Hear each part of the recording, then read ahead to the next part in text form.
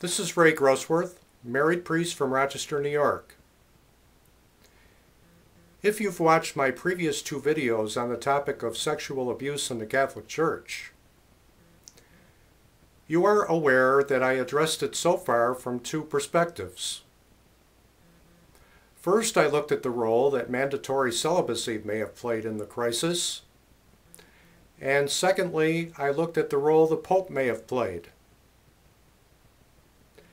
Today, I would like to take a look at the role that the seal of confession may have played in the abuse crisis. If you have been to confession, especially in the traditional style of the sacrament, you are aware that the person hearing the confession, namely a priest, sits on one side of a sliding door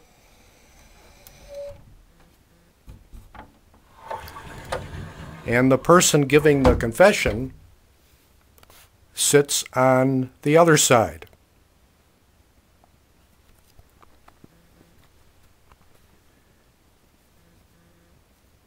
In today's contemporary settings, you have the option of sitting face to face with a priest.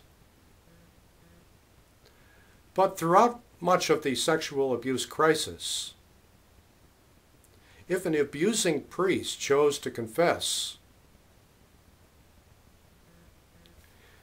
he most likely took the option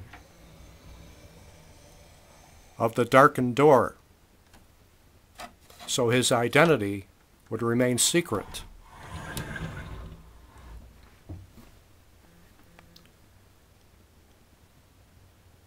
Perhaps the Church needs to look at the way it has traditionally dealt with the confessional in terms of sexual abuse. In the eyes of the abusing priest, if he confessed his sin of abuse and was later absolved of this sin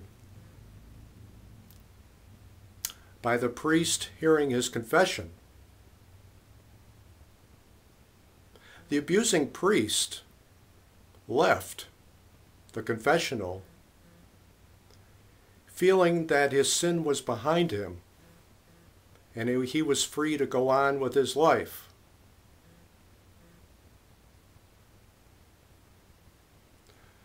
What is not taken into account during the seal of confession is the suffering of the victim.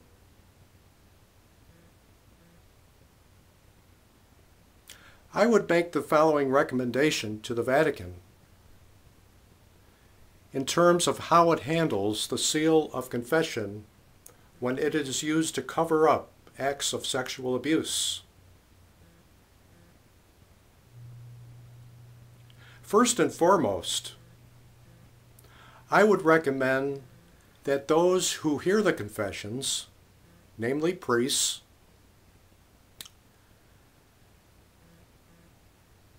treat the information given when it deals with sexual abuse in the same manner it is dealt with by pastoral counselors.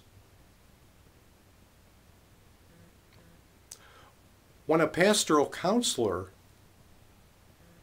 hears disturbing news from a client, whether it involves sexual abuse or the threat of suicide, the counselor then has a moral and legal responsibility to report the information to authorities. While the seal of confession has its place, when acts of sexual abuse are revealed in the confessional, I would hope the Vatican would consider breaking the seal under such circumstances, whereby priests hearing the confession would be free to either go to their bishops or to civil authorities with such information. If the Church is truly intent upon dealing with the abuse crisis in a constructive manner, the Vatican must take a look at the harm the seal of confession has caused concerning this crisis.